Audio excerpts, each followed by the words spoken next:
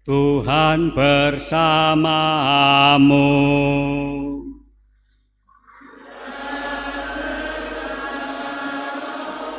Inilah Injil Yesus Kristus menurut Santo Matius.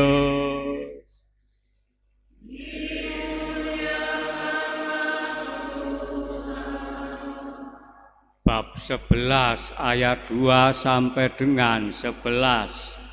Sekali peristiwa Yohanes Pembaptis yang berada di penjara mendengar tentang pekerjaan Kristus.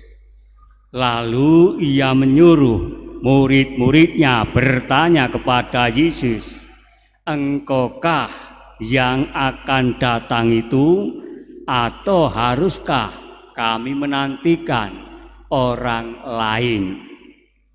Yesus menjawab mereka, "Pergilah dan katakanlah kepada Yohanes apa yang kamu dengar dan kamu lihat.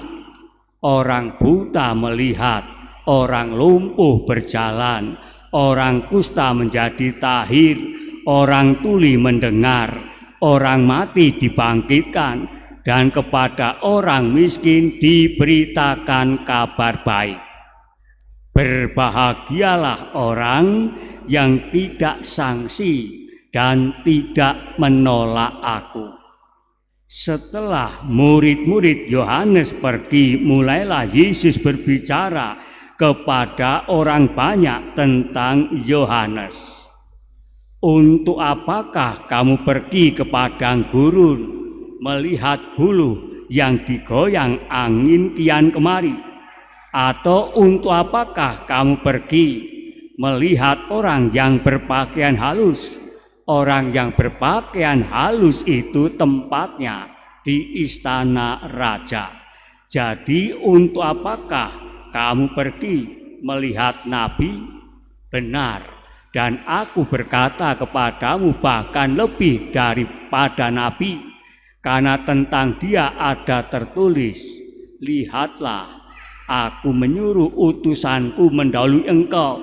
Ia akan mempersiapkan jalan di hadapanmu.'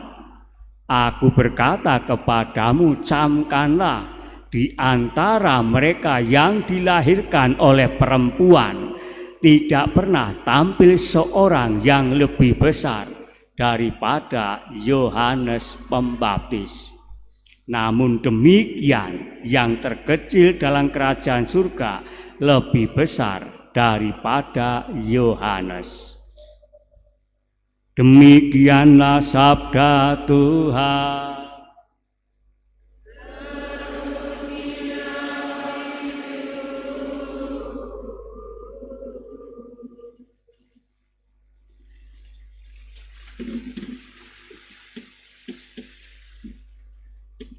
Saudara-saudariku yang terkasih, kedatangan seorang tokoh besar dalam hidup bermasyarakat, bernegara, maupun beragama pada umumnya sungguh dinanti-nantikan atau ditunggu-tunggu oleh banyak orang. Seperti misalnya kedatangan presiden.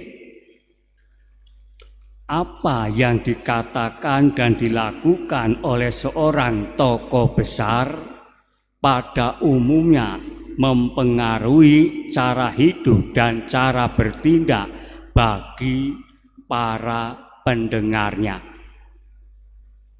Saudaraku, dalam Warta Gembira hari ini dikisahkan perihal kedatangan penyelamat dunia, antara lain Yohanes Pembaptis yang berada di dalam penjara mengutus para muridnya untuk menanyakan apakah orang yang telah banyak berbuat baik bagi banyak orang sehingga cukup banyak orang percaya dan tertarik adalah penyelamat dunia yang dinanti-nantikan. Engkaukah yang akan datang itu, atau haruskah kami menantikan orang lain? Menanggapi pertanyaan ini, Yesus pun menjawab dengan ajakan mereka melihat dan mendengarkan apa yang Yesus kerjakan. Dan Yesus katakan, "Maka baiklah saudaraku, saya mengajak Anda sekalian untuk melihat dan mendengarkan apa yang akan dikerjakan dan dikatakan oleh penyelamat dunia yang kita nanti-nantikan atau kita tunggu-tunggu kedatangannya." Antara lain yang tertulis lewat bacaan Injil hari ini, yakni membuka mata orang buta, membuat orang lumpuh berjalan, menyembuhkan orang sakit, membuka telinga orang agar dapat mendengarkan dengan baik, membangkitkan yang mati, dan memberikan apa yang baik bagi mereka yang miskin dan berkekurangan. Itulah kedatangan Anak Manusia yang dikerjakan, yakni Yesus. Alangkah baik dan indahnya saudaraku jika yang menantikan kedatangannya pada saat ini juga melakukan apa yang akan dilakukan oleh penyelamat dunia. Maka marilah kita semua, Anda dan saya, mawas diri sejauh mana dalam kehidupan harian kita telah melakukannya, dan jika telah melakukannya, marilah kita perdalam dan kemudian kita tingkatkan lagi. Yang pertama, membuka mata orang buta. Apa yang dimaksudkan dengan buta di sini? Kiranya tidak hanya secara fisik, namun terutama secara spiritual. Buta secara spiritual yang dimaksudkan adalah orang yang bersikap mental materi, yang gila akan harta, benda, uang, jabatan, kedudukan, pangkat, dan kehormatan duniawi. Mereka ada kecenderungan hanya berorientasi pada apa yang kelihatan dan tidak percaya kepada apa yang tidak dapat dilihat dengan mata fisik ini. Baiklah saudaraku, mereka yang bersikap mental materi, kita ingatkan dan ajak untuk mengimani kehadiran dan karya Tuhan dalam hidup sehari-hari, dalam semua ciptaan di bumi ini, terutama dalam diri manusia yang diciptakan sesuai dengan gambar atau citranya. Kita ingatkan, ajak untuk menghayati bahwa hidup serta segala sesuatu yang Anda dan saya miliki, yang Anda kuasai atau nikmati sampai saat ini adalah anugerah Tuhan. Dan tanpa Tuhan kita tidak dapat hidup, tumbuh berkembang sebagaimana adanya saat ini. Mengingat kalau nanti jatuh, biasanya orang menjadi lumpuh, tidak mau bangkit lagi. Membuat yang kedua, orang lumpuh berjalan. Marilah lumpuh kita pahami secara spiritual. Antara lain berarti orang yang mandek di tempat atau berhenti, alias bersikap mental mudah menyerah dan putus asa. Tidak ada kemauan untuk bangkit, untuk maju. Buktinya banyak. Ketika orang jatuh umumnya tidak mau maju, ngelokro dan seterusnya. Nah, kita semua diajak dan didorong mereka yang jatuh untuk berusaha, bersikap mental, belajar sepanjang hayat. Untuk itu berarti orang harus memiliki sikap terbuka terhadap aneka kesempatan dan kemungkinan untuk bangkit, untuk tumbuh berkembang terus-menerus dan belajar sampai mati. Yang ketiga, menyembuhkan orang sakit. Marilah kita pahami, sakit di sini lebih-lebih sakit hati atau sakit jiwa. Ciri-ciri orang sakit hati dalam kehidupan harian yang kita lihat, yang kita rasakan, pada umumnya memiliki banyak musuh, mudah ngambek, dan biasanya tertutup. Ia tidak menyadari kelemahan dan kerapuhan dirinya, malah mudah tersinggung dan seterusnya.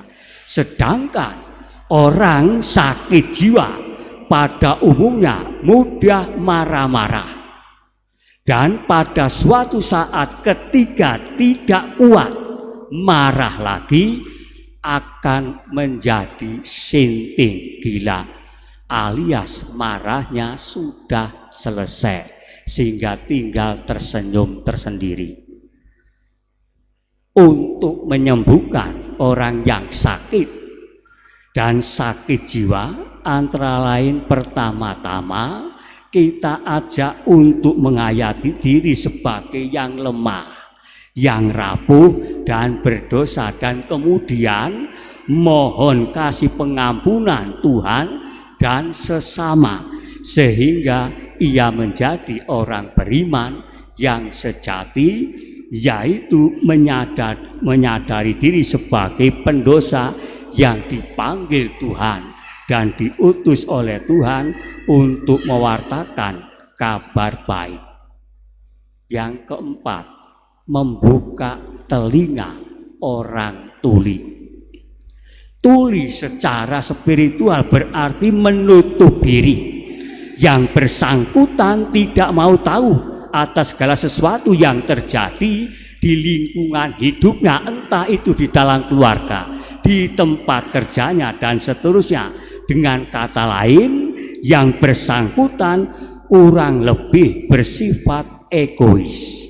Yang penting dan utama saya selamat, sedangkan keluargaku orang lain terserah.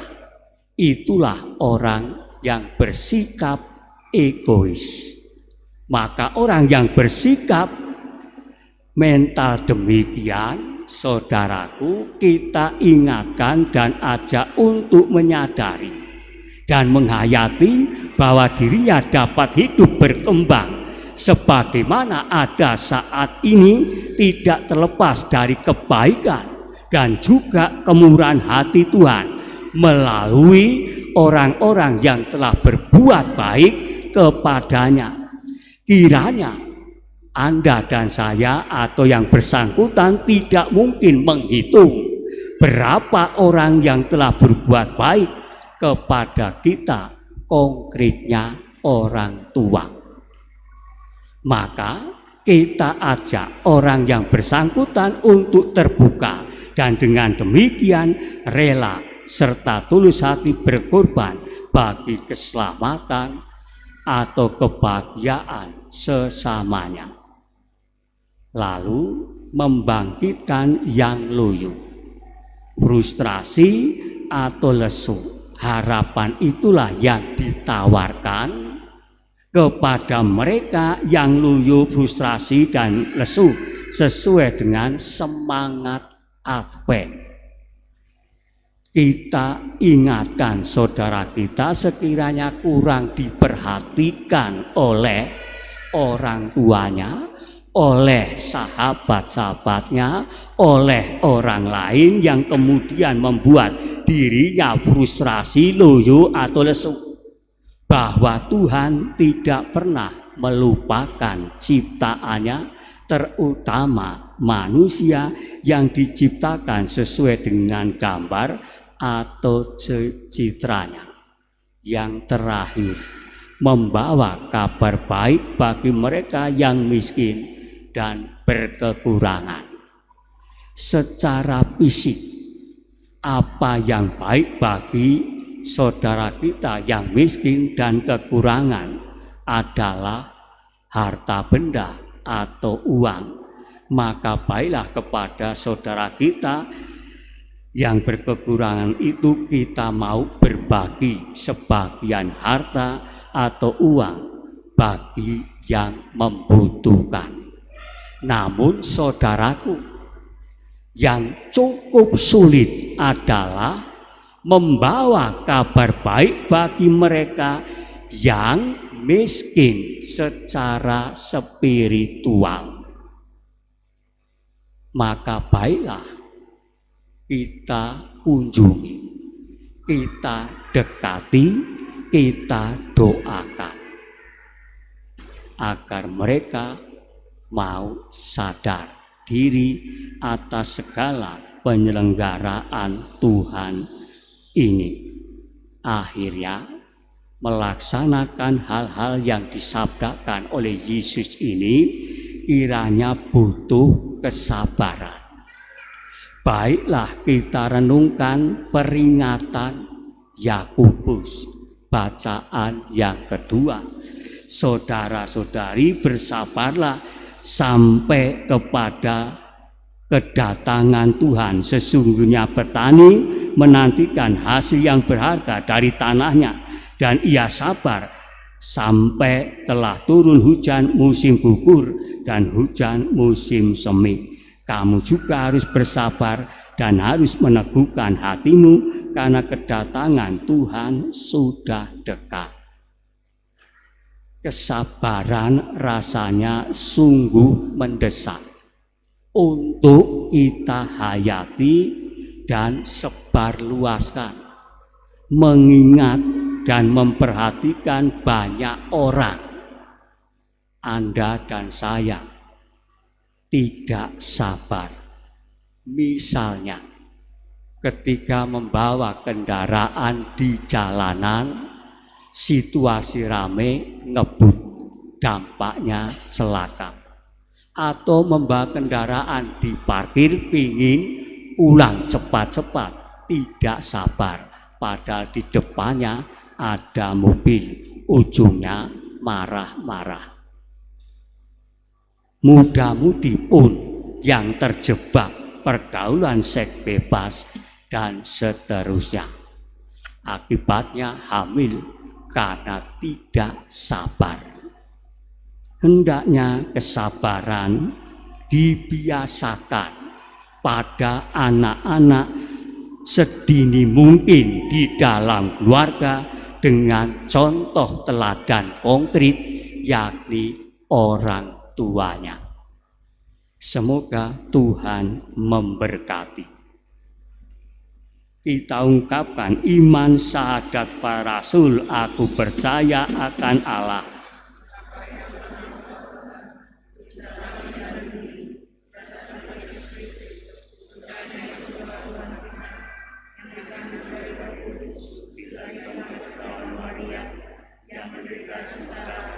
Dalam pemerintahan Yesus Pilatus, disalibkan Allah dan dimakamkan, yang turun ke kebangkitan pada hari ketiga bangkit dari antara orang mati, yang naik surga, di segala apa yang Maha Kuasa, dan sediakan datang menghadiri orang hidup dan mati.